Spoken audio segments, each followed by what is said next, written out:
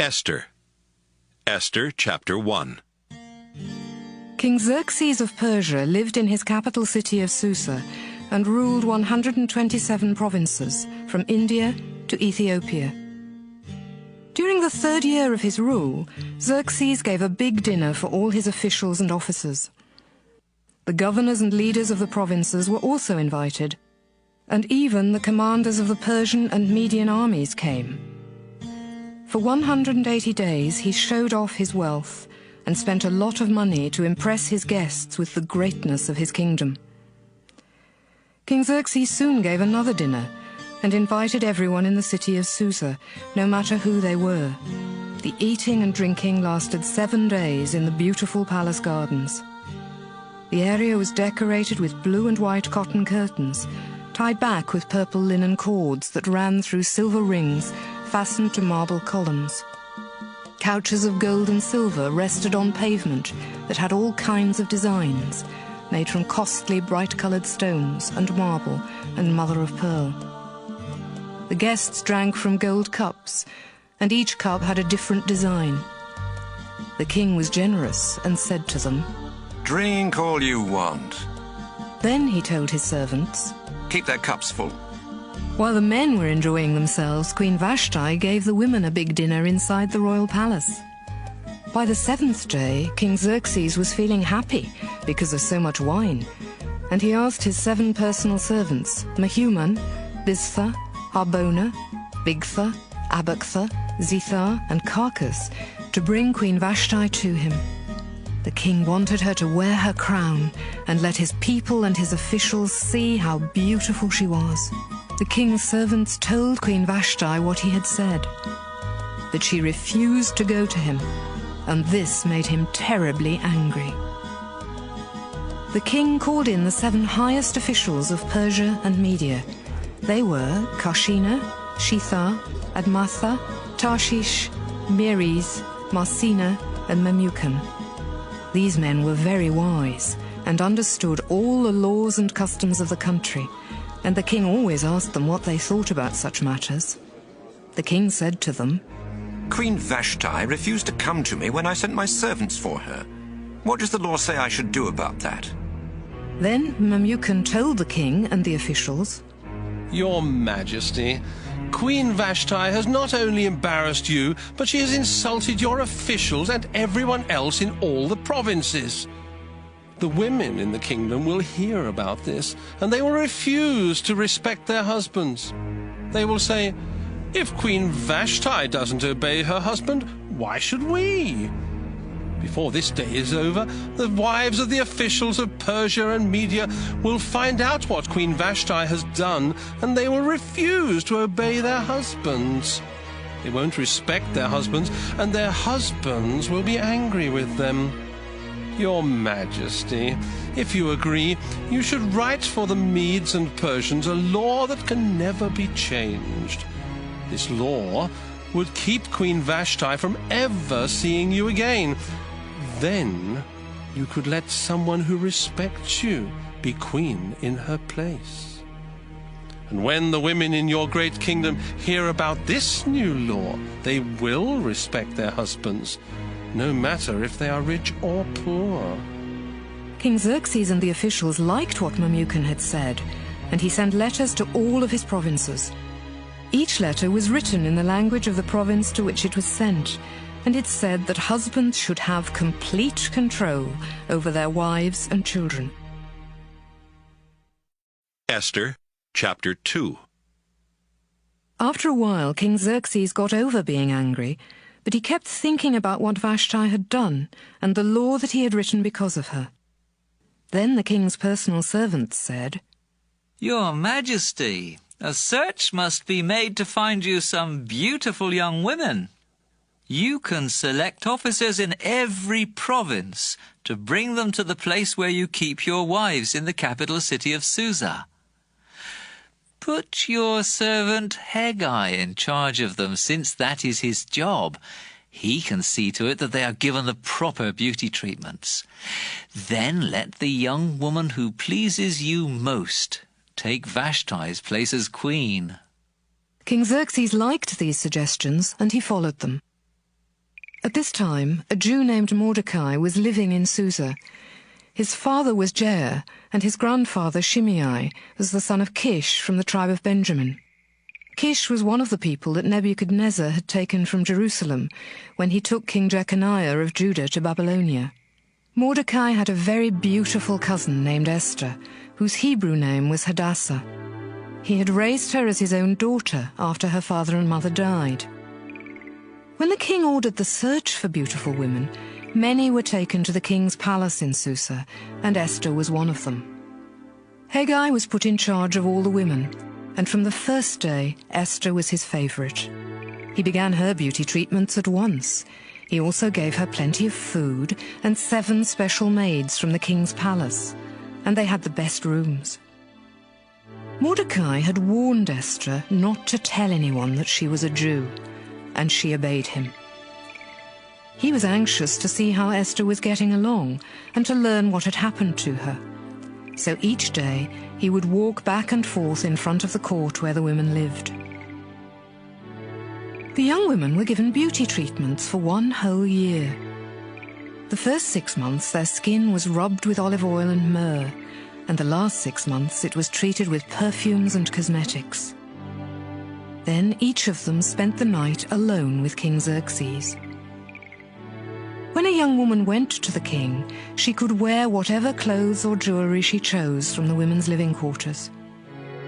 In the evening, she would go to the king, and the following morning she would go to the place where his wives stayed after being with him. There, a man named Shaashgaz was in charge of the king's wives. Only the ones the king wanted and asked for by name could go back to the king. Xerxes had been king for 7 years when Esther's turn came to go to him during Tebeth, the 10th month of the year. Everyone liked Esther. The king's personal servant, Haggai, was in charge of the women, and Esther trusted Haggai and asked him what she ought to take with her. Xerxes liked Esther more than he did any of the other young women. None of them pleased him as much as she did, and right away he fell in love with her and crowned her queen in place of Vashti. In honor of Esther, he gave a big dinner for his leaders and officials. Then he declared a holiday everywhere in his kingdom and gave expensive gifts. When the young women were brought together again, Esther's cousin Mordecai had become a palace official.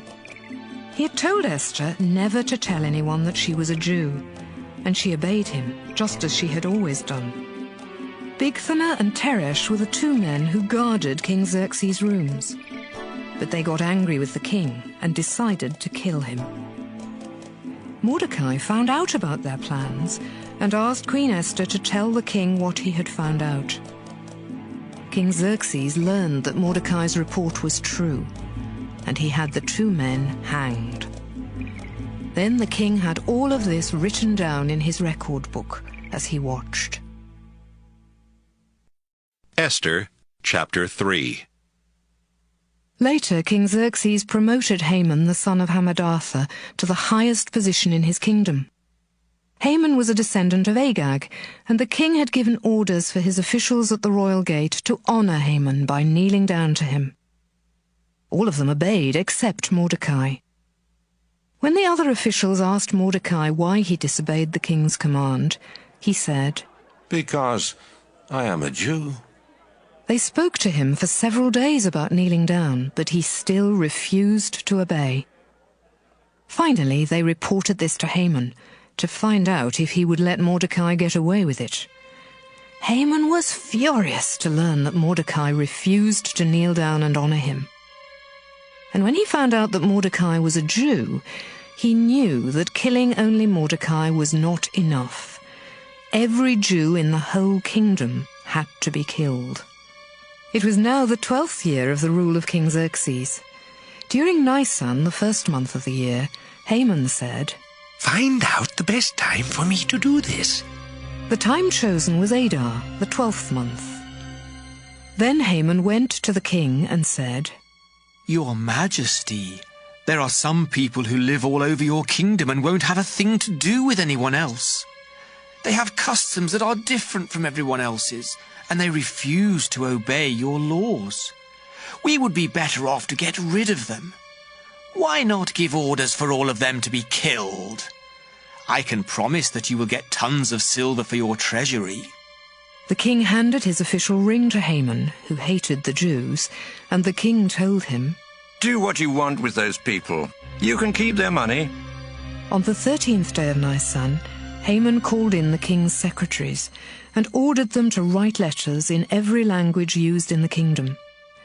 The letters were written in the name of the king and sealed by using the king's own ring.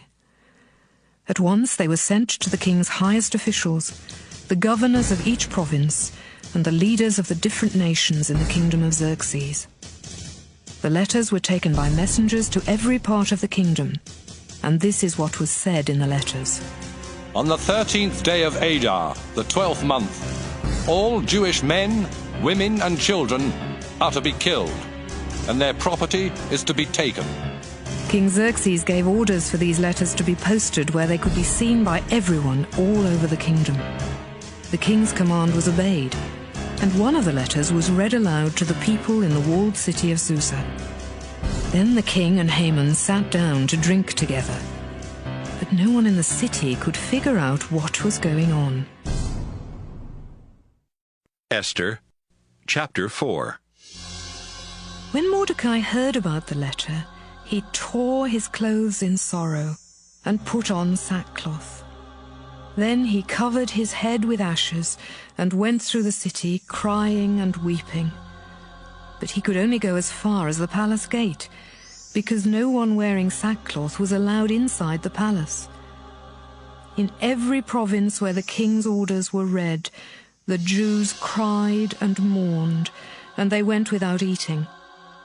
Many of them even put on sackcloth and sat in ashes. When Esther's servant girls and her other servants told her what Mordecai was doing, she became very upset and sent Mordecai some clothes to wear in place of the sackcloth. But he refused to take them. Esther had a servant named Hathach who had been given to her by the king. So she called him in and said, Find out what's wrong with Mordecai and why he's acting this way. Hathach went to Mordecai in the city square in front of the palace gate, and Mordecai told him everything that had happened. He also told him how much money Haman had promised to add to the king's treasury if all the Jews were killed. Mordecai gave Hathach a copy of the orders for the murder of the Jews and told him that these had been read in Susa. He said, Show this to Esther and explain what it means. Ask her to go to the king and beg him to have pity on her people, the Jews. Hathach went back to Esther and told her what Mordecai had said. She answered, Tell Mordecai there is a law about going in to see the king, and all his officials and his people know about this law. Anyone who goes in to see the king without being invited by him will be put to death. The only way that anyone can be saved is for the king to hold out the gold scepter to that person. And it's been 30 days since he has asked for me. When Mordecai was told what Esther had said, he sent back this reply. Don't think that you will escape being killed with the rest of the Jews just because you live in the king's palace. If you don't speak up now, we will somehow get help, but you and your family will be killed. It could be that you were made queen for a time like this. Esther sent a message to Mordecai saying, Bring together all the Jews in Susa and tell them to go without eating for my sake. Don't eat or drink for 3 days and nights. My servant girls and I will do the same. Then I will go in to see the king, even if it means I must die. Mordecai did everything Esther told him to do. Esther, Chapter 5. 3 days later, Esther dressed in her royal robes and went to the inner court of the palace in front of the throne. The king was sitting there, facing the open doorway. He was happy to see Esther, and he held out the gold scepter to her. When Esther came up and touched the tip of the scepter, the king said, Esther, what brings you here? Just ask, and I will give you as much as half of my kingdom. Esther answered, Your Majesty, please, come with Haman to a dinner I will prepare for you later today. The king said to his servants, Hurry and get Haman, so we can accept Esther's invitation. The king and Haman went to Esther's dinner, and while they were drinking wine, the king asked her, What can I do for you? Just ask, and I will give you as much as half of my kingdom. Esther replied, Your Majesty, if you really care for me and are willing to do what I want, please, come again tomorrow with Haman to the dinner I will prepare for you. At that time, I will answer your Majesty's question. Haman was feeling great as he left. But when he saw Mordecai at the palace gate, he noticed that Mordecai did not stand up or show him any respect. This made Haman really angry, but he did not say a thing. When Haman got home, he called together his friends and his wife Zeresh and started bragging about his great wealth and all his sons. He told them the many ways that the king had honored him and how all the other officials and leaders had to respect him. Haman added, That's not all. Besides the king himself, I'm the only person Queen Esther invited for dinner. She has also invited the king and me to dinner tomorrow. But none of this makes me happy as long as I see that Jew Mordecai sitting at the palace gate. Haman's wife and friends said to him, Have a tower built about 75 feet high. And tomorrow morning ask the king to hang Mordecai there. Then later you can have dinner with the king and enjoy yourself. This seemed like a good idea to Haman, and he had the tower built. Esther, Chapter 6. That night the king could not sleep, and he had a servant read him the records of what had happened since he had been king. When the servant read how Mordecai had kept Bigthana and Teresh from killing the king asked, What has been done to reward Mordecai for this? Nothing, Your Majesty. The king's servants replied. About this time Haman came in to ask the king to have Mordecai hanged on the tower he had built. The king saw him and asked, Who is that man waiting in front of the throne room? The king's servants answered, Your Majesty, it is Haman. Have him come in. The king commanded. When Haman entered the room, the king asked him, What should I do for a man I want to honor? Haman was sure that he was the one the king wanted to honor, so he replied, Your Majesty, if you wish to honor a man, have someone bring him one of your own robes and one of your own horses with a fancy headdress. Have one of your highest officials place your robe on this man and lead him through the streets on your horse while someone shouts, This is how the king honors a man. The king replied, Hurry and do just what you have said. Don't forget a thing. Get the robe and the horse for Mordecai the Jew, who is on duty at the palace gate. Haman got the king's robe and put it on Mordecai. He led him through the city on the horse and shouted as he went, This is how the king honors a man. Afterwards, Mordecai returned to his duties at the palace gate, and Haman hurried home, hiding his face in shame. Haman told his wife and friends what had happened. Then his wife and his advisers said, If Mordecai is a Jew, this is just the beginning of your troubles. You'll end up a ruined man. They were still talking when the king's servants came and quickly took Haman to the dinner that Esther had prepared. Esther, Chapter 7. The king and Haman were dining with Esther and drinking wine during the second dinner, when the king again said, Esther, what can I do for you? Just ask, and I will give you as much as half of my kingdom. Esther answered, Your Majesty, if you really care for me and are willing to help, you can save me and my people. That's what I really want, because a reward has been promised to anyone who kills my people. Your Majesty, if we were merely going to be sold as slaves, I would not have bothered you. Who would dare to do such a thing? The king asked. Esther replied, That evil Haman is the one out to get us. Haman was terrified as he looked at the king and the queen. The king was so angry that he got up, left his wine, and went out into the palace garden. Haman realized that the king had already decided what to do with him, and he stayed and begged Esther to save his life. Just as the king came back into the room, Haman got down on his knees beside Esther, who was lying on the couch. The king shouted, Now you're even trying to rape my queen here in my own palace. As soon as the king said this, his servants covered Haman's head. Then Harbona, one of the king's personal servants, said, Your Majesty, Haman built a tower 75 feet high beside his house, so he could hang Mordecai on it. And Mordecai is the very one who spoke up and saved your life. Hang Haman from his own tower. The king commanded. Right away, Haman was hanged on the tower he had built to hang Mordecai. And the king calmed down. Esther, Chapter 8. Before the end of the day, King Xerxes gave Esther everything that had belonged to Haman, the enemy of the Jews.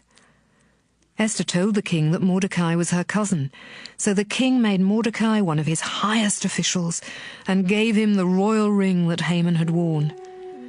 Then Esther put Mordecai in charge of Haman's property. Once again, Esther went to speak to the king. This time she fell down at his feet, crying and begging. Please stop Haman's evil plan to have the Jews killed. King Xerxes held out the golden scepter to Esther, and she got up and said, Your Majesty, I know that you will do the right thing and that you really love me. Please, stop what Haman has planned. He has already sent letters demanding that the Jews in all your provinces be killed. And I can't bear to see my people and my own relatives destroyed. King Xerxes then said to Esther and Mordecai, I have already ordered Haman to be hanged and his house given to Esther because of his evil plans to kill the Jews. I now give you permission to make a law that will save the lives of your people. You may use my ring to seal the law so that it can never be changed. On the 23rd day of Sivan, the 3rd month, the king's secretaries wrote the law. They obeyed Mordecai and wrote to the Jews, the rulers, the governors, and the officials of all 127 provinces, from India to Ethiopia.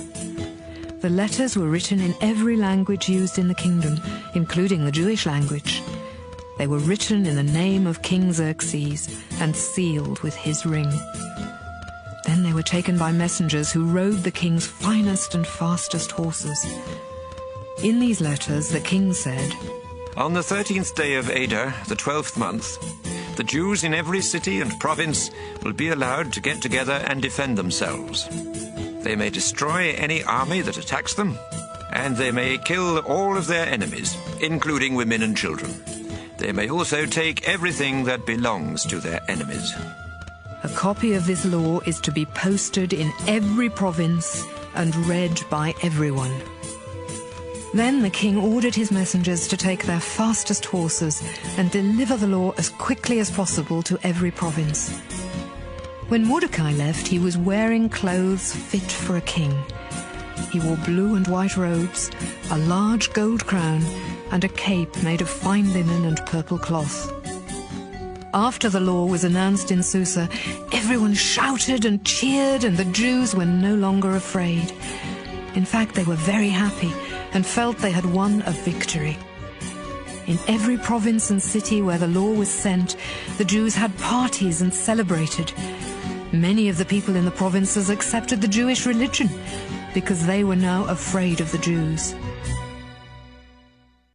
Esther, Chapter 9. The first law that the king had made was to be followed on the 13th day of Adar, the 12th month. This was the very day that the enemies of the Jews had hoped to do away with them.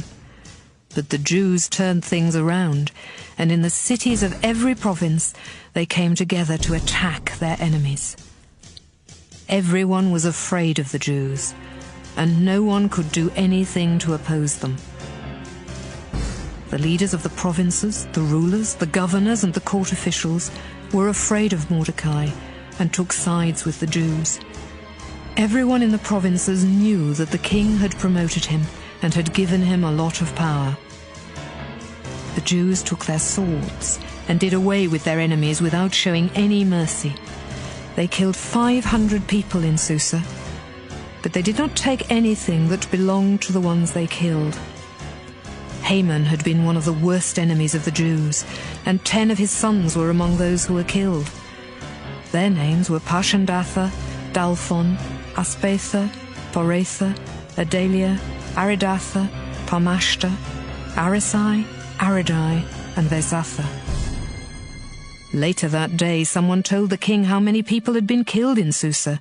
Then he told Esther, 500 people, including Haman's 10 sons, have been killed in Susa alone. If that many were killed here, what must have happened in the provinces? Is there anything else you want done? Just tell me, and it will be done. Esther answered, Your Majesty, please let the Jews in Susa fight to defend themselves tomorrow, just as they did today, and order the bodies of Haman's 10 sons to be hanged in public. King Xerxes did what Esther had requested, and the bodies of Haman's sons were hung in Susa. Then on the 14th day of Adar, the Jews of the city got together and killed 300 more people. But they still did not take anything that belonged to their enemies. On the 13th day of Adar, the Jews in the provinces had come together to defend themselves. They killed 75,000 of their enemies, but the Jews did not take anything that belonged to the ones they killed. Then, on the 14th day of the month, the Jews celebrated with a feast. On the 15th day of the month, the Jews in Susa held a holiday and celebrated after killing their enemies on the 13th and the 14th. This is why the Jews in the villages now celebrate on the 14th day of the month. It is a joyful holiday that they celebrate by feasting and sending gifts of food to each other. Mordecai wrote down everything that had happened. Then he sent letters to the Jews everywhere in the provinces and told them, Each year you must celebrate on both the 14th and the 15th of Adar, the days when we Jews defeated our enemies. Remember this month as a time when our sorrow was turned to joy, and celebration took the place of crying. Celebrate by having parties, and by giving to the poor, and by sharing gifts of food with each other. They followed Mordecai's instructions and set aside these 2 days every year as a time of celebration. Haman was the son of Hammedatha and a descendant of Agag. He hated the Jews so much that he planned to destroy them, but he wanted to find out the best time to do it, so he cast lots. Esther went to King Xerxes and asked him to save her people. Then the king gave written orders for Haman and his sons to be punished in the same terrible way that Haman had in mind for the Jews. So they were hanged. Mordecai's letter had said that the Jews must celebrate for 2 days because of what had happened to them. This time of celebration is called Purim, which is the Hebrew word for the lots that were cast. Now, every year, the Jews set aside these 2 days for having parties and celebrating, just as they were told to do. From now on, all Jewish families must remember to celebrate Purim on these 2 days each year. Queen Esther, daughter of Abihail, wanted to give full authority to Mordecai's letter about the festival of Purim, and with his help she wrote a letter about the feast. Copies of this letter were sent to Jews in the 127 provinces of King Xerxes. In the letter they said, We pray that all of you will live in peace and safety. You and your descendants must always remember to celebrate Purim at the time and in the way that we have said. You must also follow the instructions that we have given you about mourning and going without eating. These laws about Purim are written by the authority of Queen Esther. Esther, Chapter 10. King Xerxes made everyone in his kingdom pay taxes, even those in lands across the sea. All the great and famous things that King Xerxes did are written in the record books of the kings of Media and Persia. These records also tell about the honors that the king gave to Mordecai. Next to the king himself, Mordecai was the highest official in the kingdom. He was a popular leader of the Jews because he helped them in many ways, and would even speak to the king for them.